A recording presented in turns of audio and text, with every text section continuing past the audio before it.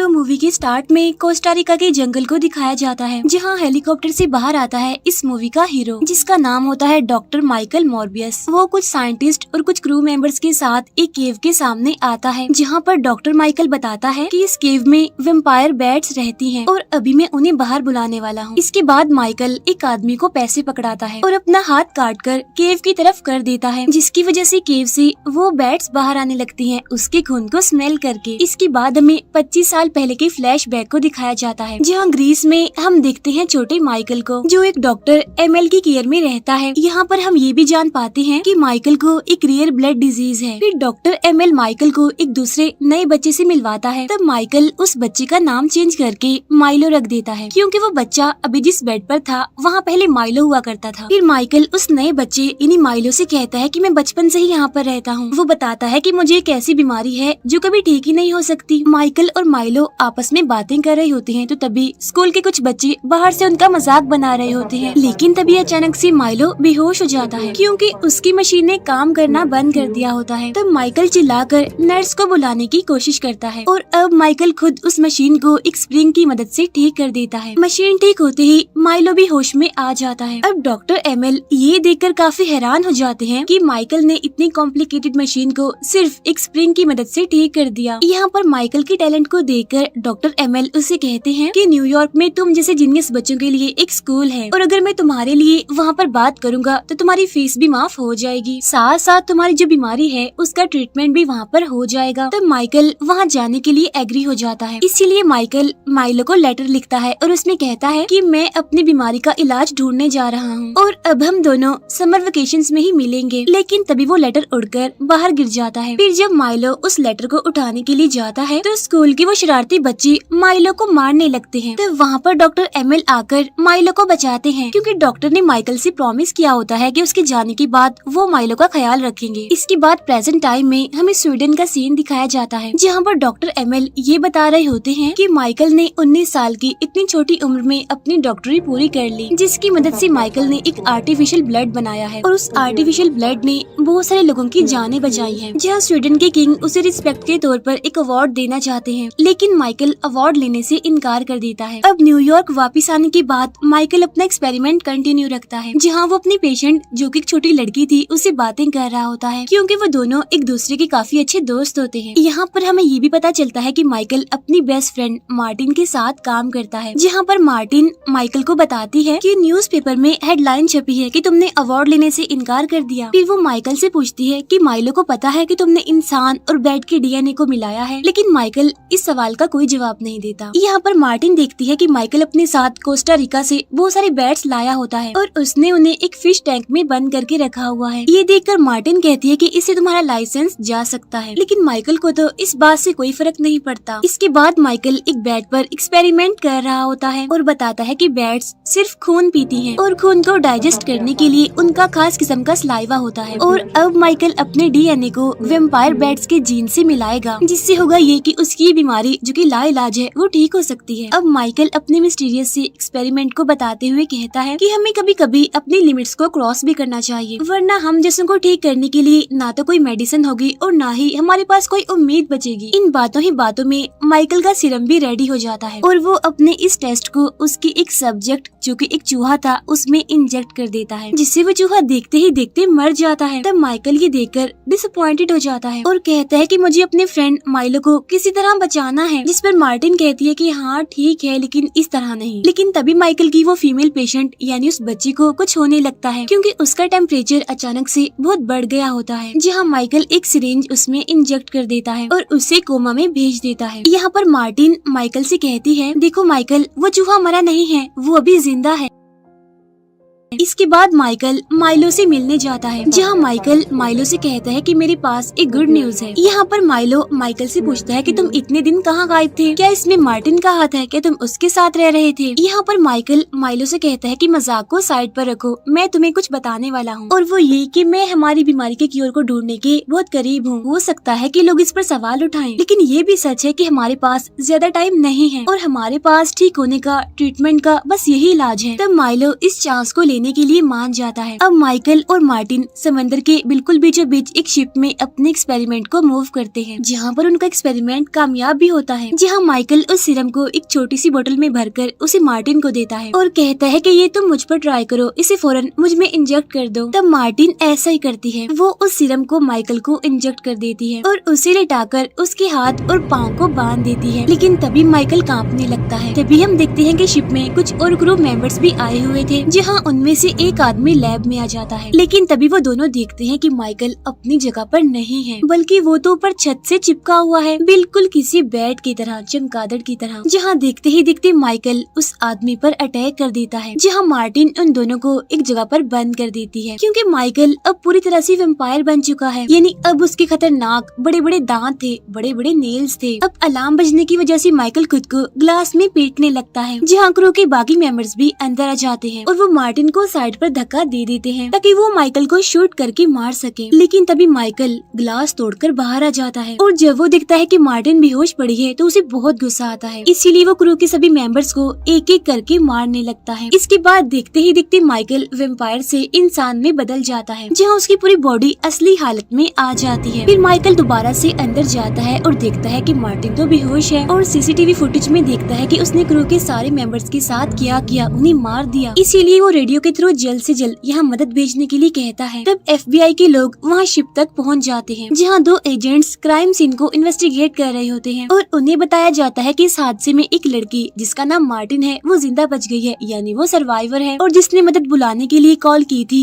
वो यहाँ पर है ही नहीं। और हैरान कर देने वाली बात तो ये है कि इन डेड बॉडीज में खून का एक कतरा भी नहीं है। अब माइलो भी इस हादसे की न्यूज को देख रहा होता है। तब ये देखकर वो थोड़ा अपसेट हो जाता है। अब माइकल छुपकर हॉस्पिटल में मार्टिन से मिलने आता है और उसे कहता है कि डोंट वरी, मैं तुम्हें कुछ भी नहीं होने दूंगा। और अब जैसे ही माइकल अपने लैब में पहुंचता है तो वो फिर से वैम्पायर में बदलने लगता है। यानी अब उसे खून की भूख लग रही थी, उसे खून चाहिए था, इसीलिए वो अंदर जाकर अपना ही बनाया हुआ आर्टिफिशियल खून पीने लगता है। माइकल को पहले की निस्बत अब सब कुछ अलग लग रहा है। यानी जहाँ वो पहले चल भी नहीं पाता था, चलने के लिए उसे स्टिक चाहिए होती थी, अब उसकी भी जरूरत नहीं थी। यानी वो दौड़ भी सकता है, उड़ भी सकता है, जंप भी कर सकता है। लेकिन अब उसे नीड होती है, उसे तलब होती है इंसान के खून की, और खून की भूख मिटाने के बाद वो खुद को फ्रेश और फिट फील करता है। माइकल उस फिश टैंक में जाता है जहाँ पर उसने बैट्स को रखा हुआ था, लेकिन वो बैट्स माइकल को कुछ भी नहीं कहते, क्योंकि वो वैम्पायर बैट्स थी और माइकल भी तो अब वैम्पायर ही था। और अब माइकल बिल्कुल बैट्स की तरह ही चीजों को सेंस कर सकता था, उनको फील कर सकता था, और दिखता है कि आर्टिफिशियल खून का असर सिर्फ 6 मिनट तक ही रहता है, जिसके बाद वो फिर से वैम्पायर बनने वाला होता है और कमजोर फील करता है। और इसका सिर्फ एक ही इलाज होता है, वो होता है इंसान का खून। इसके बाद हम देखते हैं कि माइलो माइकल से उसके लैब में मिलने आता है, जहाँ उस टाइम माइकल की हालत काफी खराब होती है। वो माइलो से कहता है कि मुझे खून चाहिए। फिर जब माइकल खून पीता है तो माइलो उसे देखकर काफी हैरान हो जाता है कि वो खून पी रहा है और खड़ा भी हो सकता है। अब क्योंकि माइलो भी चल नहीं सकता था, उसे भी चलने के लिए, खड़ा होने के लिए स्टिक की जरूरत होती थी, इसलिए वो भी माइकल से जिद करने लगता है कि मुझे भी वो सीरम चाहिए। लेकिन माइकल उसे वो सीरम देने से मना कर देता है, क्योंकि अगर ऐसा होगा तो लोग मरने लगेंगे, क्योंकि जाहिर सी बात है वो भी उस सीरम के बाद वैम्पायर बन जाएगा और लोगों को मारने लगेगा।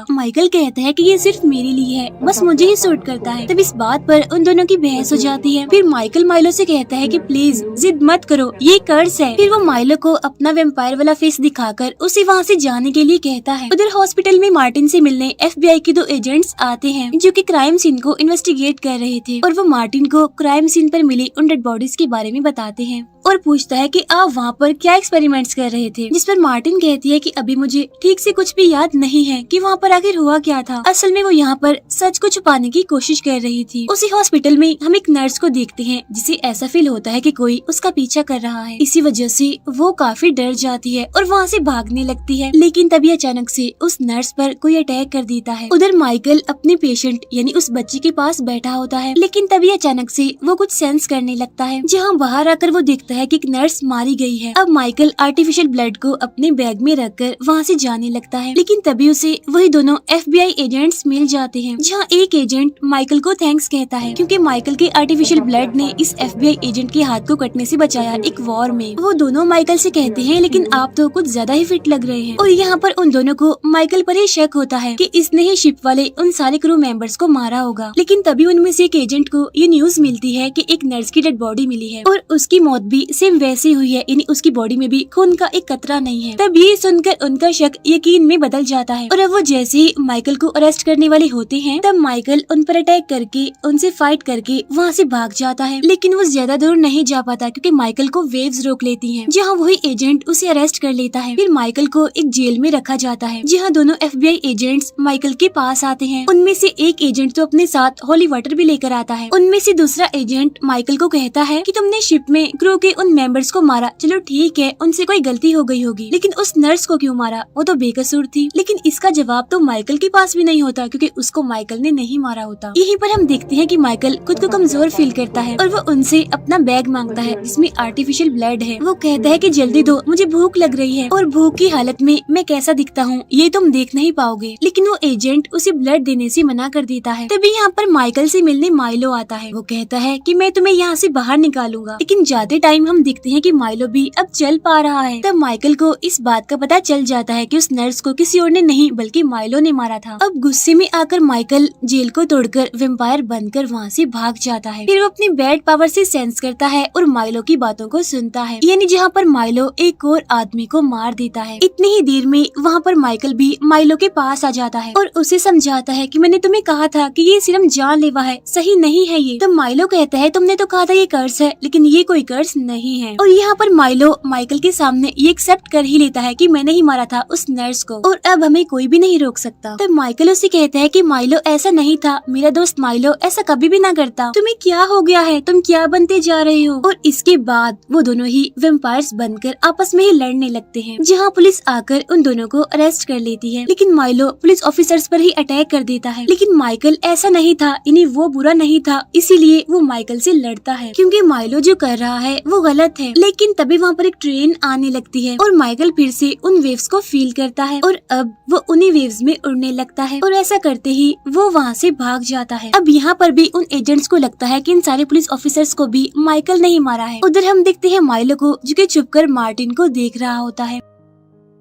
Next day Martin FBI agent से बचकर भाग रही होती है, जहाँ बस में उसे माइकल मिलता है। वो मार्टिन को बताता है कि नर्स को और पुलिस ऑफिसर्स को मैंने नहीं मारा बल्कि उन्हें माइलो ने मारा है और अब मुझे माइलो को रोकना है, इसके लिए मुझे तुम्हारी हेल्प की जरूरत है। अब मार्टिन चेक करती है कि माइकल धूप में जलता है या फिर नहीं, जिस पर माइकल कहते हैं कि नहीं, मैं वैसा वेम्पायर नहीं हूँ। और अब आर्टिफिशियल ब्लड का असर भी कम होता जा रहा है, जहाँ 6 मिनट से कम होकर ये 4 मिनट तक हो गया है। उसके बाद मैं वेम्पायर बनने लगता हूँ और कमजोर फील करता हूँ। और तभी माइकल 2 लड़कों की बातें सुनता है जो रेस्टोरेंट के काउंटर पर नकली नोट देते हैं। उनका पीछा करते करते वो उनकी लोकेशन तक पहुँच जाता है। वो उन लड़कों से कहता है कि इस जगह को मैं अपना लैब बनाना चाहता हूँ, इसीलिए तुम सब यहाँ से निकल जाओ। लेकिन एक लड़का माइकल पर चाकू से अटैक करने वाला होता है। तब माइकल उन्हें अपना वेम्पायर फेस दिखाता है और बस उनके लिए यही काफी था। वो सारे लड़के डरते हुए वहाँ से भाग जाते हैं और अब माइकल वहाँ अपना लैब सेटअप करता है। उधर माइलो अपनी फिटनेस और अपनी बॉडी में चेंजिंग्स को काफी एंजॉय कर रहा है, जहाँ वो रेडी होकर एक नाइट क्लब में जाता है। वहाँ जाकर वो एक लड़की से मिलता है, जहाँ वो दोनों बातें कर रहे होते हैं। लेकिन उस लड़की के साथ उसके और भी फ्रेंड्स थे और वो माइलो को वहाँ से जाने के लिए कहते हैं। वो माइलो को धक्का भी देते हैं और अब माइलो वेम्पायर में बदलने ही वाला होता है कि तभी वो वहाँ से चला जाता है। लेकिन अब उन लड़कों की खैर नहीं थी, क्योंकि माइलो वेम्पायर बनकर उनके बाहर आने का वेट करता है और जैसे ही वो बाहर आते हैं वो उन पर अटैक कर देता है। फिर माइलो मार्टिन के पास उसके लैब में चला जाता है और वो मार्टिन से पूछता है कि माइकल कहाँ है, जिस पर मार्टिन कहती है कि मुझे भी नहीं पता वो कहाँ है। यहाँ पर माइलो मार्टिन की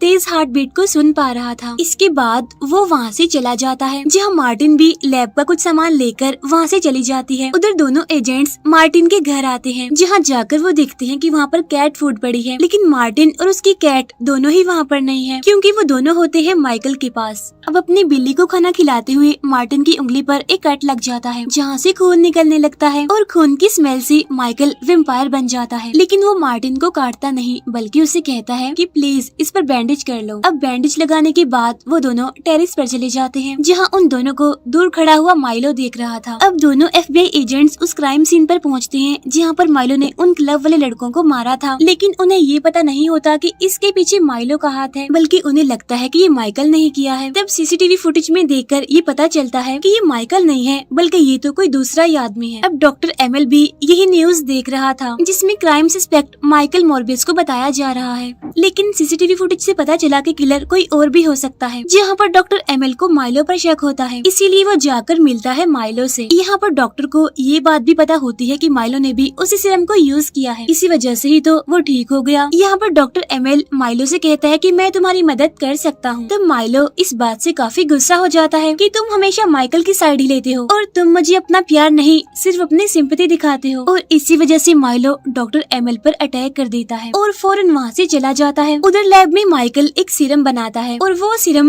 बैट्स की जान ले सकता है। और माइकल ने इस सीरम की 2 डोज बनाई होती है, एक अपने लिए एक माइलो के लिए। यहाँ पर माइकल मार्टिन से कहता है कि तुम्हें यहाँ से चले जाना चाहिए क्योंकि यहाँ पर खतरा है। लेकिन तभी माइकल को डॉक्टर एमएल कॉल करता है जो कि काफी बुरी तरह से इंजर्ड है। वो बताते हैं कि मैं माइलो से मिलने गया था और उसी ने ही मेरा ऐसा हाल किया है। इसी वजह से माइकल डॉक्टर एमएल से मिलने जाता है। यहाँ पर डॉक्टर माइकल से कहते हैं कि तुम्हें माइलो को रोकना होगा और ऐसा कहते ही डॉक्टर की मौत हो जाती है। और तब यहाँ पर माइकल माइलो की आवाज सुनता है जहाँ वो दिखता है कि माइलो ने मार्टिन को किडनैप कर लिया है और देखते ही देखते वो मार्टिन पर अटैक कर देता है। तो माइकल उड़ते हुए मार्टिन के पास जाता है। यहाँ पर मार्टिन माइकल से कहती है कि मैं भी तुम्हारी हेल्प करना चाहती हूँ माइलो को मारने में। फिर वो माइकल को अपना खून पिलाती है, लेकिन माइकल के खून का एक ड्रॉप मार्टिन भी पी लेती है। खून पीने के बाद माइकल काफी स्ट्रॉन्ग और पावरफुल फील कर रहा था, जहाँ वो जाकर माइलो से लड़ता है। माइलो अपने बड़े बड़े नेल से माइकल पर अटैक करता है और उसे काफी इंजर्ड कर देता है। तब यहाँ पर माइकल चिल्लाकर अपने साथियों को इन्हीं बैट्स को बुलाता है। तो वो बैट्स माइकल को चारों तरफ से घेर लेती हैं। इसके बाद वो माइलो पर अटैक कर देती है, जहाँ पर माइकल अपना बनाया हुआ सीरम माइलो में इंजेक्ट कर देता है, जहाँ माइलो अपने ह्यूमन फॉर्म में वापस आते ही मर जाता है। अब एफबीआई की दोनों एजेंट्स वहाँ पर पहुँच जाते हैं और वो बहुत सारी बैट्स को वहाँ पर उड़ता हुआ देखते हैं। उधर मार्टिन को भी होश आ जाती है क्योंकि उसने माइकल का वेम्पायर वाला खून पी लिया था। वही हम उन्हीं बैट्स के बीच माइकल को भी उड़ता हुआ देखते हैं, बिल्कुल वेम्पायर बैट की तरह। इसके बाद हम देखते हैं कि एक मल्टीवर्स का रिफ्ट खुलता है और स्पाइडरमैन की दुनिया से इस दुनिया की जेल में आता है एड्रियन, जिसे पुलिस अपने साथ ले जाती है। नेक्स्ट सीन में हम माइकल मॉर्बियस को देखते हैं जो कि अपनी गाड़ी से कहीं पर जा रहा होता है, जहाँ वो एक जगह पर रुकता है और उसे वहाँ पर मिलता है एड्रियन। वो उस टाइम अपने सूट में होता है और कहता है कि मैं नहीं जानता कि मैं यहाँ पर कैसे आया हूँ। मुझे लगता है कि शायद इसमें स्पाइडरमैन का हाथ है, इसीलिए मॉर्बियस अब मैं तुमसे मदद चाहता हूँ ताकि तुम स्पाइडरमैन से फाइट करो। जिस पर माइकल कहता है कि प्लान अच्छा है, चलो देखते हैं। माइकल की इस बात के साथ ही ये मूवी यहीं पर एंड हो जाती है।